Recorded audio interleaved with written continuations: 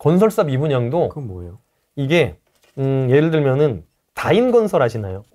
그쵸, 다 들어보셨을 거예요. 도급 순위가 꽤나 높은 건설사인데 뭐 시흥이나 다산이나 뭐 신도시 가면은 로얄 팰리스라는 브랜드로 해가지고 오피스텔 한 15평짜리 오피스텔 복층으로 이렇게 막 지어놓은 데들이 있어요. 그래서 다인건설이 도급 순위도 제가 알기로 한 30위권 정도 되는 걸로 알고 있었는데 작년에 부도가 났어요. 부도 신청을 하면서 그들이 미분양 난 게 있었을 거잖아요. 지방에는 미분양이 많으니까. 그런 미분양들을 이제 신탁사에서 이걸 처리를 해야 된단 말이죠. 이제 이런 것들이 경매로 나오는 거예요. 그래서 이제 그런 것들의 경매로 나오면은 주변 부동산 가면 뭐라 그러냐면은 저거 사면 안 된다고. 저거 미분양 났고 저거 난리 난 거고 저기 뭐 사람들 저기 분양받은 사람들한테 공사도 제대로 마무리 안 해줬고 막 보면은 타일 다 깨져 있고 공사 날림으로 해가지고 뭐 인덕션 안 들어가 있고 구멍 빵꾸 나 있고 막 이런데 이렇게 돼 있거든요. 그래가지고 주변 부동산에서 이거 절대 사면 안 된다 그럽니다. 근데 그거는 시세대로 샀을 때 얘기고 반값에 사면 되잖아요. 거기 내부 수리 다 하는데 뭐 500만 원, 700만 원이면 할 수 있는데 남들 1억 5, 6천에 사는 거 나는 8천만 원에 사면 되는 거니까. 그런 것들이 지금 다인건설계 많이 풀렸었고 지금은 다 이제 경매로 해결이 됐고 중소건설사들 물건들이 건설사에서 그렇게 짓고 후분양 하려고 팔아야 되는데 못 팔았어요. 그래서 이제 그런 것들이 경매로 나오는 거거든요. 근데 건설사가 바보가 아니고서는 입지가 그 사업성이 있는 데다가 사업성이 괜찮은 데다가 당연히 집을 공급을 하려고 했을 거잖아요. 근데 뭐가 문제냐면은 집값이 너무 빠졌어.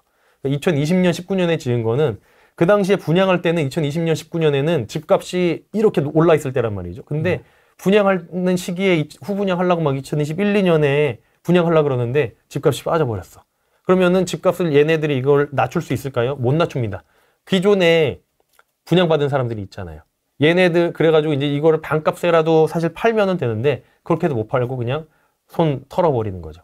그래가지고 이제 요 나머지 물건들이 신탁사에서 아직 소유권을 가지고 있는 거란 말이죠. 이제 건설사가 브릿지 해가지고 신탁사에다가 소유권을 넘기고 대출을 받는 거잖아요. 이제 그래가지고 이제 그 물건들이 신탁사에서 이렇게 경매를 내는 건데 그래서 건설사 미분양 물건들이 새 겁니다. 당연히 새 거예요. 한 번도 아무도 써본 적이 없는 물건이고 가끔씩 그렇게 내부가 수리가 잘 안 돼 있는 경우가 있는데 뭐 그거는 뭐 싸게 사면 되니까 그만큼 싸게 사면 되는 거니까. 그리고 입지가 대부분 좋아요. 2019년, 20년에 건설사들이 건설하는 물건은 입지가 좋은 데다가 건설을 했을 거고 그거는 지금 봐도 입지가 좋은 데예요. 1980년대, 90년대 건설사들이 지었던 데는 입지가 지금 보면 안 좋은 데가 있을 수가 있는데 3, 4년 사이에 뭐가 그렇게 바뀌었습니까? 그죠? 그래서 2019년, 20년에 건설을 그때 완공을 해서 분양하기 시작했는데 미분양 났는데 그게 경매로 나왔다.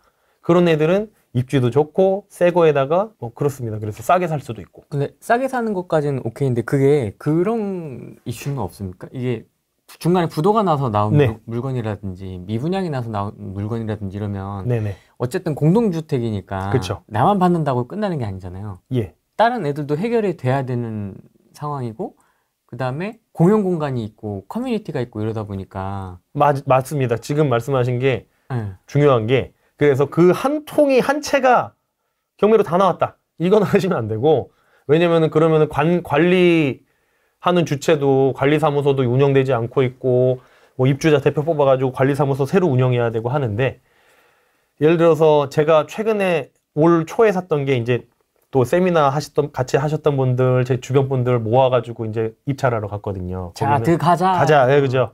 그 가덕도 근처거든요. 가덕도에. 가덕도? 네, 가덕도. 부산 신항 근처에 거기에 다인 로얄 팰리스 부산 신항이라는 오피스텔이 있는데 1,500세대입니다.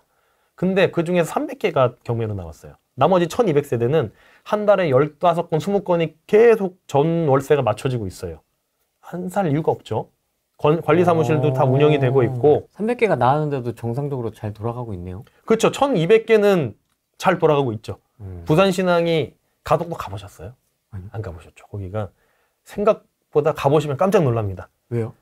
컨테이너나 뭐 트럭이 그냥 여기서 여기까지 눈에 안 보여요. 저 끝까지 있어요. 그러니까 그만큼 일자리가 많다는 얘기예요. 그러니까 그 부산신항 그 가덕도 근처가 부산항에 있던 부산항의 역할을 부산신항에서 하는 거기 때문에 물류가 많이 들어옵니다. 그래서 이제 뭐 무역하시는 분들은 대부분 아시겠지만 대부분의 물류가 다 부산 신항으로 들어오거든요. 인천으로 들어오는 거 별로 없어요. 대부분의 물류가 다 부산 신항으로 들어와서 그래서 이제 거기에 돈이 돌고 거기에 일자리가 좀 많이 있습니다. 물론 뭐 서울에 있는 것처럼 IT 기업이 있고 연봉 뭐 2, 3억짜리 기업이 있고 그렇진 않지만 연봉 4, 5천만 원짜리 잡들이 대부분이지만 그래도 엄청나게 많은 잡들이 거기 있기 때문에 충분히 전월세 수요는 충분히 있고요. 그래서 저는 거기서 이제 3개를 사서 다 풀피가 났죠. 300개 중에서 3개를 잡으신 거네요? 300개 중에 3개 잡고 같이 가셨던 분들도 다 2, 3개씩 잡으시고 네, 그렇게 해서 다 풀피가 나셨죠. 전부 다. 안 날 수가 없는 게 그 다음에 어떻게 이제 이걸 정상화 시키셨어요? 정상화? 네. 수리하고. 수리하고 그냥 임대 맞췄죠. 임대 맞죠? 예. 나머지 1200세대는 돌아가고 있으니까. 이미 돌아가고 있으니까.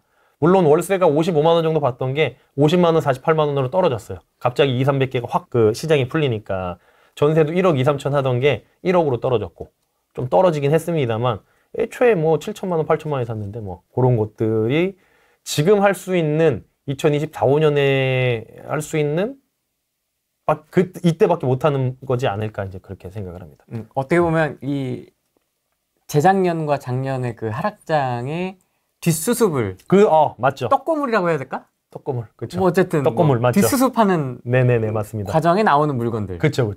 네, 그래서 지금 그 부산 아까 지금 말씀드린 그 오피스텔에는 대부분 분양가가 1억 5천 뭐 이 수준이었으니까 네. 1억 5천에 분양받으신 분들은 이제 난리가 났죠. 경매로 300개가 막 7, 8천에 팔려버리니까 그 1억 5천에 받으신 분들은 얼마나 배가 아파요. 그래서 남들은 1억 5천에 사는 거 우리는 7, 8천에 산다. 이제 뭐 그런 개념으로 수리비, 뭐 관리비가 한 300만 원 밀려 있었거든요. 그래도 그래도 인덕션 넣고 보니까 화장실 타일이 새 건데 이렇게 들떠 있는 거 알죠? 제대로 막아놓은 거 깨서 다시 넣고 한 200만 원 들고 한 5, 600만 원 들긴 했어요. 그래도 그리고 거기가 저희가 사람들 모아서 갔던 이유가 또 이것도 정책이랑도 또 좀 관련이 있는 건데 문재인 정부 때 시작해서 윤석열 정부도 하고 싶어하는 사업이 가덕도 신공항이거든요. 거기 지금 책정이 10조 5천억으로 돼 있는데 활주로 하나인데 그 박정준 시장이 활주로 2개를 만든다고 13조 5천억으로 예산 책정을 다시 하자 얘기를 하고 있고 올해 그 입찰 공고를 냈어요. 그 설계 단계 이제 착공을 하겠다고. 근데 그 설계비를 너무 적게 해서 건설사에서 아무도 입찰을 안 해서 수의 계약으로 바꿨다까지 뉴스가 났거든요. 근데 거기에 이제 일꾼들 그 건설 노동자들 들어오기 시작하면은 월세 6, 70, 7, 80도 가겠죠. 그때 되면은 전세도 한 1억 2, 3천, 3, 4천 갈 거고 그때 팔금 나오면 되죠. 그런까지 보고 들어가신 거예요? 그럼요. 와. 보고 들어가야죠. 그러니까 그냥 싸다고 들어간 게 아니네요. 싸다고 들어간 것, 그렇죠. 그러니까 원래는 그냥 싸다고 들어가는 건 저 혼자 들어가는데 이 가덕도는 200개, 300개가 나왔잖아요. 이게 이 물건에 입찰한 사람이 한두 명밖에 없어요. 왜냐면 200개니까. 한 500명 와도, 500명이 입찰하러 와도 그 200개 찢어지면은 한두 개 정도밖에 없는 거예요. 그러니까 쓰면은 웬만하면 다 되는 거고 근데 그것도 반값인데다가 앞으로 미래 가치도 있어. 그러면은 이거 너무 좋아 보여가지고 그래서 이제 싹 다 데려갔죠. 저도 한 8개 써서 근데 3개 된 거예요. 8개나 쓰셨습니까? 네, 8개 썼어요. 진짜 확신이 있으셨네요, 그 정도면. 8개 쓸 정도면. 네, 확신이 있었죠. 왜 그 2022년에도 집값이 폭등한 데가 있습니다. 어딘지 혹시? 평택시. 평택이요? 네. 평택에 삼성전자 반도체 공장을 짓는다고 거기에 건설노동 이제 한 동지였어. 5개 동 짓기로 했는데 이제 한 동지였거든요. 그 건설 노동자들이 근데 머물 데가 없는 거야. 그죠? 평택에서 거기 건설 노동자분들이 해 뜰 때 시작해서 해 질 때 일을 끝내야 돼요. 노가다판 가면은 보통 일찍 시작하죠. 그게 전기가 없잖아. 불이 안 들어오잖아요. 그래서 해 뜰 때 시작해서 해 질 때 해야 되고 비 올 때는 또 못 하고 그러다 보니까 아침 일찍 뭐 천안에서 올라오겠습니까? 아니면 뭐 수원에서 내려올까요? 평택에 그냥 거기서 머무는 게 숙소처럼 직원 숙소처럼 한 10평짜리 그 방에다가 막 3, 4명, 4, 5명씩 집어넣고 2층 침대 집어넣고 그러고 생활을 하는데 워낙에 공종 노동자들이 많이 그 건설 노동자들이 많이 들어오니까 평택에 막 30만 원 월세 하던 게 100만 원, 120만 원이 됐어요. 그 2022년에 완전 폭락하던 그 시기에도 평택은 집값이 많이 올랐거든요. 그래서 아까 제가 그 통화량이 수요다라고 말씀드린 게 거기에 건설 노동자들이 들어온다는 거는 거기에 돈이 몰리기 시작한다는 거죠. 그러니까 그 돈이 뭐 적은 돈이 아닐 거잖아요. 네. 거기에 그만큼의 건설 돈이 들어오는 순간 거기에 돈이 뭐 원래 한 10억 돌아다니던 돈이 100억이 돼버리면은 집값이 확 오르게 되는 거죠. 그것처럼 지금도 가덕도도 마찬가지로 문재인 정부 때도 윤석열 정부 때도 오케이한 사업 중에 하나니까 그거는 이제 곧 저는 시행이 될 거라고 보고 있거든요. 근데 부산에 관심이 많으시네요. 예, 맞습니다. 강남에 계신데 부산으로 계속 가시네요. 투자도 부산에 계속 하시고. 부산입니까? 다음 버스는?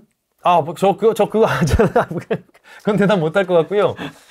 이게 예, 공교롭게 낙찰받은 곳이 다 부산이네요. 부산인데 부산을 왜 좋아하냐면은 부산 운전해 보셨어요? 부산 가서? 아니, 직접은 안 해봤어요. 직접 안 해보셨죠? 부산에서 막 이렇게 차선 4개가 있으면은 맨 오른쪽 차선은 우회전 차선, 맨 저기 두 번째 차선은 뭐 고가 타는 거, 세 번째 차선은 직진, 네 번째 차선은 막 좌회전 막 이렇게 난리 나요. 이렇게 무서운 고가도 있던데. 무서운 고가도 있고 네. 부산항 거기. 그리고 부산에 이제 깜빡이 그러니까 오른쪽으로 들어가려 그러면은 왼쪽 깜빡이 켜고 왼쪽 간척 하다가 오른쪽 들어가야 되고 막 그래요. 양보도 잘 안 해줘요. 페이크 넣어야 돼. 그래서 그 정도 너무 MSG 진짜? 아니야? 이거? 아 진짜예요. 야, 제가 대전 저희 부산 분들 지금 많이 보고 계시는데. 맞다고 할 거예요. 맞다고 할 거예요. 이게 또 그런 거에 또 자부심이 있어. 부산 사람들이 이렇게 뭔가 남자다운 뭔가 이런 것도 남자다운 거라고 생각하면 자부심이 있어. 이 얘기하면 좋아할 거예요. 부산 사람들. 대전 후레이님이 대전 출신이시잖아요. 네.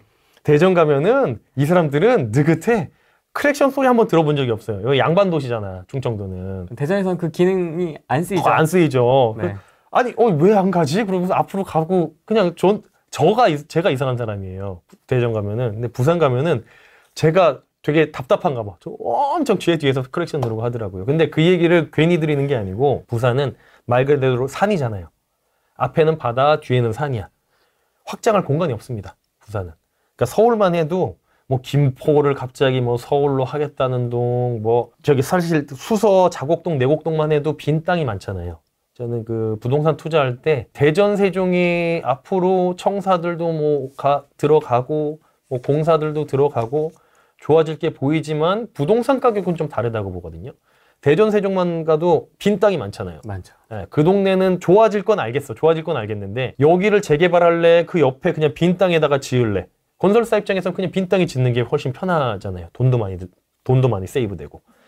대전 같은 데 보면은 막 지평선이 보이잖아요. 너무 빈 땅도 많고. 그래서 대전 분들한테는 죄송하지만 저는 대전, 세종은 투자하지 말자 항상 말씀을 드리거든요. 물론 근데 핵심 지역은 좀 예외죠. 뭐 대전 시청 앞이나 뭐 유성에도 이쪽 그 카이스트 뒤쪽 유성 말고 요 앞쪽 유성 있잖아요. 갑천 끼고 있네. 뭐 그런데 핵심 지역은 좀 얘기가 다르고 좀 그렇게 너무 대전에서 사이드로 빠진 데나 세종 같은 데는 좀 조심하자 이제 항상 얘기를 하거든요. 빈 땅이 많은데. 근데 대한민국에서 빈 땅이 제일 없는 데가 부산이에요. 메이커 있는 도시 중에 제일 빈 땅이 없는 데가 부산이거든요. 그래서 저는 부산을 좋게 보고 있고, 그리고 그게 있어요. 그러니까 10억짜리가 15억 되려면은 사이클과 흐름을 타야 되잖아요. 근데 뭐 1억 5천짜리가 2억 5천 되는 거는 순식간이거든요. 그리고 1억 5천 2억짜리를 1억에도 충분히 살 수 있단 말이죠. 지방 가면은. 그러니까 어제 세미나만 가도 제 부산 가라 말씀을 많이 드리는데 제 세미나 들으시던 분들 중에 진짜 직접 부산 가신 분들 아직 한 번도 못 봤어요. 그 수십 명, 수백 명 중에. 그러니까 그게 무슨 말이냐면 수도권 사람들은 안 가요. 너무 멀어. 너무 멀어. 힘들어요.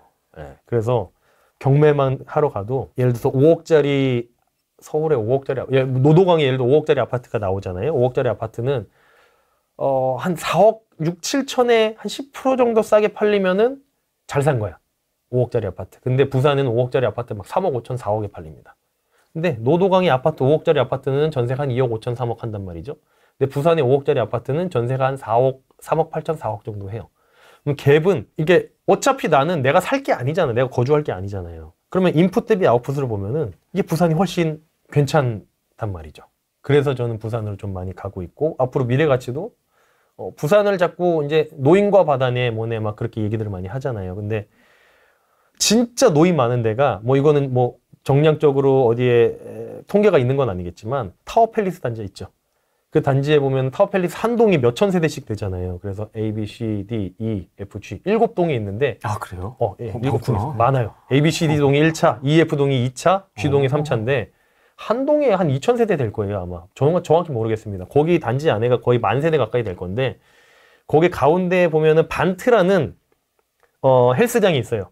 그러니까 되게 고급 헬스장에서 저 4층, 5층짜리 저도 초대권 받아가지고 몇 번 가봤는데 1일권이 원래 헬스장 가면 10,000원이잖아요. 만 원, 2만 원 하죠. 예, 거기는 이제 1일권 그게 안 되는 걸로 초대권으로만 갈 수 있는 걸로 알고 있는데 그 우리 젊은 사람들은 다 그 웨이트 하잖아요. 웨이트 할 수 있는 공간이 조그매요. 한 10평, 20평 되려나? 아, 그래요? 러닝머신이 한 1,000개 있나 봐.